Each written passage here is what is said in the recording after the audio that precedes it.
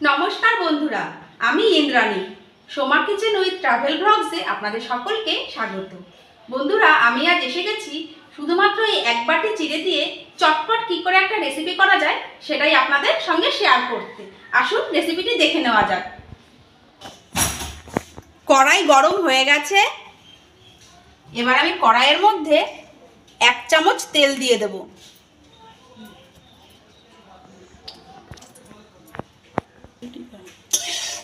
আমি তেল দিলাম, এটা রাইস ব্র্যান্ড তেল। আপনারা তেলের বদলে ঘিও ব্যবহার করতে পারেন। তেল গরম হয়ে গেছে।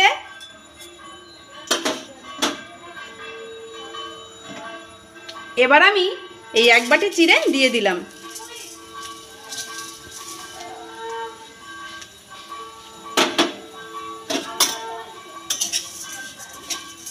বন্ধুরা, এটি ঢেকিতে ছাটা চিড়ে, মেশিনের চিড়ে নয়। মেশিনের চিড়ে খুব পাতলা হয়।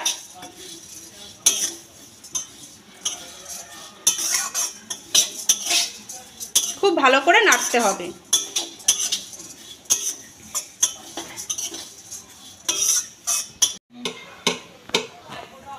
খুব সামান্য লবণ অ্যাড করে দিলাম।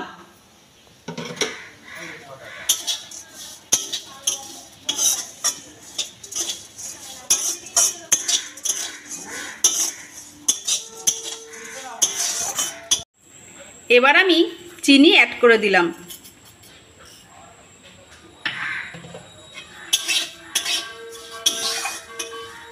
চিনিটা দিয়ে সমানে নাড়তে হবে।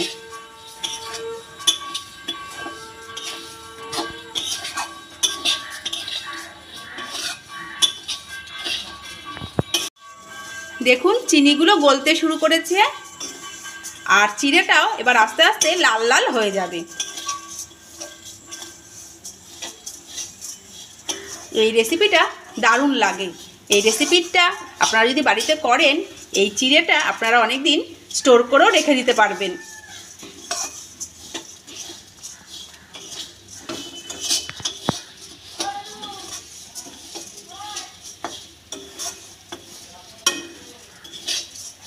দেখুন, কালারটা চেঞ্জ হয়ে যাচ্ছে।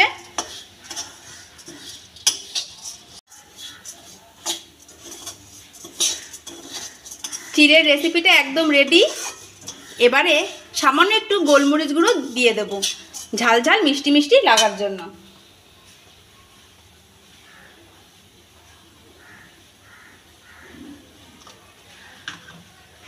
খুব ভালো করে মিশিয়ে আমি নামিয়ে নেব।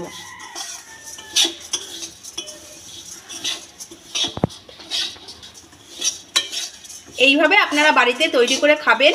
চটজলদি হয়ে যায়, 2 মিনিটে লাগবে। খুব ভালো লাগবে আপনাদের।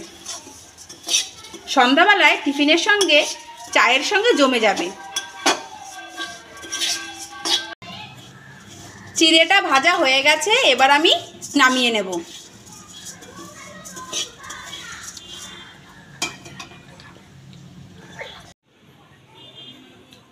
দেখুন বন্ধুরা, চিড়েটা কত ঝরঝরে হয়েছে। আপনারা এভাবে বাড়িতে তৈরি করে খাবেন আর আপনারা এটাকে স্টোর করে রেখে দিতে পারবেন। যদি কখনো ঘুরতে যান, তখনও এই জিনিসটাকে আপনারা নিয়ে যেতে পারবেন কন্টেনারে ভরে। আর রাস্তায় যেতে যেতে খেতে এটা খুব ভালো লাগে।